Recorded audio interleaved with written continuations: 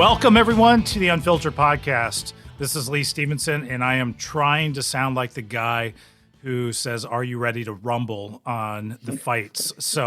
But it is good to be with you, and I have the privilege of overseeing church planning for Converge. And I'm Danny Parmelee, and I oversee church planning for Converge Mid-America. And today we're going to talk about the art of evaluation. Probably our favorite conversation to have, right, Danny? Well, I actually don't mind talking about it. I think it's something that's maybe missed and can probably help out planters because I think it's more than just a system and more about just creating a culture of evaluation that you can get going from the very beginning. It'll help you long term. So why with that, why do you think evaluation is important? And when we talk about evaluating, what are we actually evaluating? Yeah. Well, I think that, again, you can pretty much evaluate everything from, staff performance, volunteer performance. You can evaluate programs, evaluate preaching, evaluate worship, just all of those different things. And they'll look different. But again, if we go back to kind of this culture where that becomes the norm, where we don't just do things and then move on to the next thing without doing some sort of evaluation. And the whole reason that we do evaluation is so that we can get better. It's not to just be critical. It's not, staff evaluation so that you can get your raise and it's just a, thing that you have to do on the checklist. But instead, it's just that culture of development and wanting to get better and better at everything that we do. So did you have scripted moments of evaluation? Let's take the weekend experience. Yeah. And if so, like, what did that look like? How long did it last? How did you make sure, like, if we said that sucked, that it changed, for the next week? Like, how did you actually do follow up and follow through? So for us, and again, we've shared a little bit of some of our early stories in the beginning. We didn't have even service planning meetings. It was kind of thrown together the night before and through email. But once we had a rhythm of service planning meetings, it always started with evaluating the last week's service. And I don't remember even all of the exact questions, but there was a template of questions that we went through that helped, because you can all of a sudden get into this thing where it's just a nag session, a barf session, and everyone just, talk about starting your week off horrible. And of course, the person that feels most responsible for that is going to be the worship leader, creative arts director type of person. So you just have to kind of protect from that. And for people to be able to share things both positive and negative, and that they don't need to share every single thing, but to share some of those things that, as we share that, as we go into the future, we're going to remember that. So if it was, let's say, for example, man, we did that song and it was really, really long, and it was during offering, and then we had a really, really long communion, and it just seemed to drag forever. So we remember that for next time, that it just had this feeling where it didn't accomplish what we wanted, leading people into worship of giving and communion, that type of thing. So, Did you have and again, I know you're having to drill down and think through the past. Did you have one question that you would recommend, like church planners, like, you need to ask this question during your evaluation process? Mm-hmm. We did have a template. I don't remember the question. So do you, do you have one? Well, we evaluated usually every Monday, coming out of the service, and still at a level to do that. We do it a little bit more digitally now, just because of our different setup. But there's kind of 5 questions that we always went through on a weekly basis. And I'll see if I can try to remember them real quick. One was, were we Jesus-centric, and was God honored, through the start to finish of the service? Number 2, was technology an enhancement or a distraction? That's good. Because sometimes, honestly, it's like, I have no idea what we did, but the lights were really cool, that didn't accomplish anything. Yeah. Were people led deeply into worship? Was another one. We talked about um, did people engage God's word during the experience, and then did we do anything that made a guest feel Mhm. stupid or confused? Mhm. Um, I didn't like asking an evaluation question about the sermon because Yeah. nobody would actually be honest to me. Right. Mhm. Oh no, that was a great sermon. Mhm. Never Yeah. better. And that Yeah. week after week after week, It's just and it didn't annoying. matter what I said. Like Right. trying to give them freedom, they just Yeah. wouldn't do it. Mhm. So my way around that was I just asked a follow up question and say, "Hey guys, what was the main point of the Yeah. sermon?" Yeah. And if it was different than what I thought it should have been, Mhm. then Right. You had your own. I know I missed it, Yeah. and Yeah. that's on me. Yeah.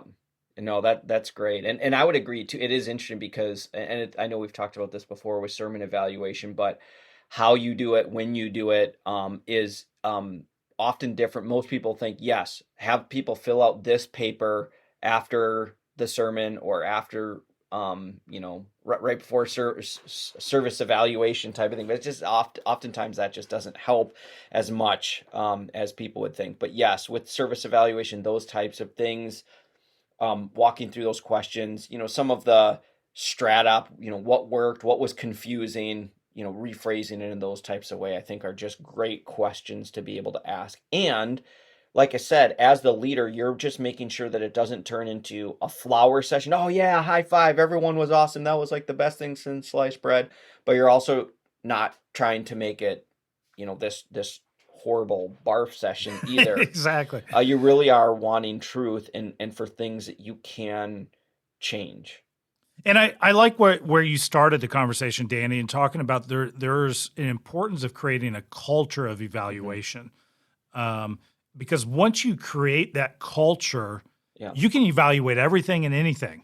Yeah. And people just recognize like this is normal. This is a part of who we are. This is the way we Right. talk. This is the way Yeah. we get better.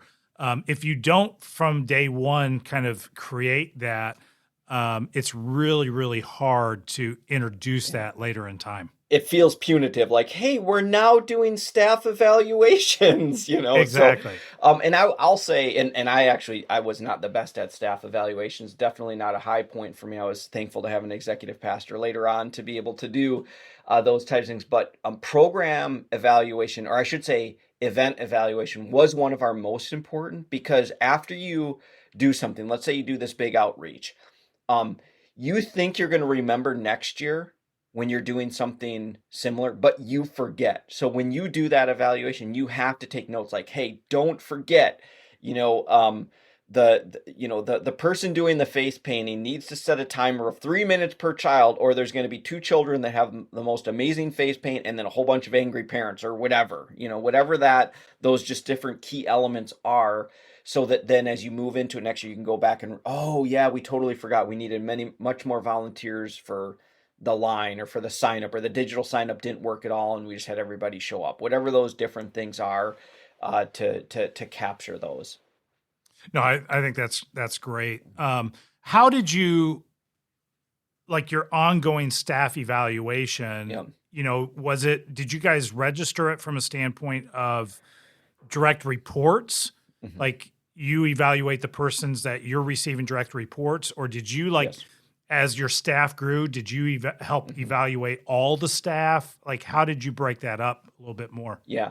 So as I already confessed, even though loved culture of evaluation, I failed completely at the hard copy paper routine, especially in the beginning where it just seemed like the tyranny of the urgent. Let's just make it to next Yeah. week and that type of thing.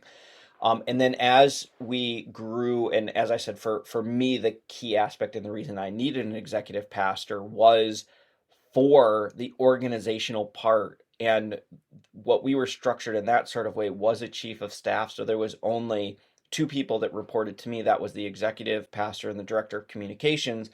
And the director of communications reported to me just because it was a passion area of mine and I wanted my hands on everything that was, marketing, communications, and that type of thing. Where then the executive pastor would do all of the evaluate. I did do evaluations. It was just spotty. So some years there were, Okay. some years there wasn't. Sometimes they'd be twice a year, and maybe I'd go to a conference and be reminded of like, hey, write down some of your weaknesses with your staff development. It's like, oh yes, consistency in that. And it's unique because I love evaluation. I love to be able to do that, and I don't love to do it out of a negative, like, oh, I need to evaluate that person because they're doing horrible. I love it because there's so many times where the staff don't understand what an amazing job they're doing, and until you can put it on a piece of paper and put 5 stars and circle it and exclamation point for And a them to sticker. go, this is a sticker. You got a gold star, and they're like, whoa, really? And so again, this is where if you don't have a system for it, like I didn't, then it can all of a sudden feel like you said before, like, uh-oh, great. Now all of a sudden he's doing staff evaluations. So what's going on? Are we all getting pay cuts, or are we getting axed or something like that? So what about you? What have you found works well with staff evaluations, frequency? I stole something from somebody else I had saw and thought it was a great idea. We did a once a month evaluation, and it was a little bit less formal, where it was basically kind of 5 key questions that they'd have to fill out on a monthly basis and submit that to their direct report. And it was all done. We did it all through Google Forms. So it was just an expectation, just go in there, log real quick. And then they understood that their direct report would most likely sit down with them once a month and just kind of go through that and highlight, okay. And, some of the questions were like, what were your goals for the past month? Yeah. What was your biggest win for the past month? What's your biggest prayer concern as you kind of move forward? And then we'd actually have them rank where, if they're married, how would you rank your marriage right now? How would you rank your walk with the Lord? How are you feeling emotionally, spiritually, physically? And so if we notice like they're all ones, okay, we need to probably have a conversation about something. But that just created a platform and eased any tension if there was a hard conversation that needed to take place, because it was part of our culture. And then once a year, we do a more formal evaluation period. And that would include like larger goal setting as well. So what's 3 major goals that you want to accomplish in the next year? How can we support you towards that? And then we'd always require them to put a BHAG and as, a big, hairy, audacious goal as a part of that conversation as well. And that was always helpful for us. Then we'd follow up the following year, kind of, okay, why weren't these accomplished? You put them down and gave us that opportunity to also encourage them and say, man, you guys, your team just killed it this year. Great job, and proud of you. And we try to do that like September-ish.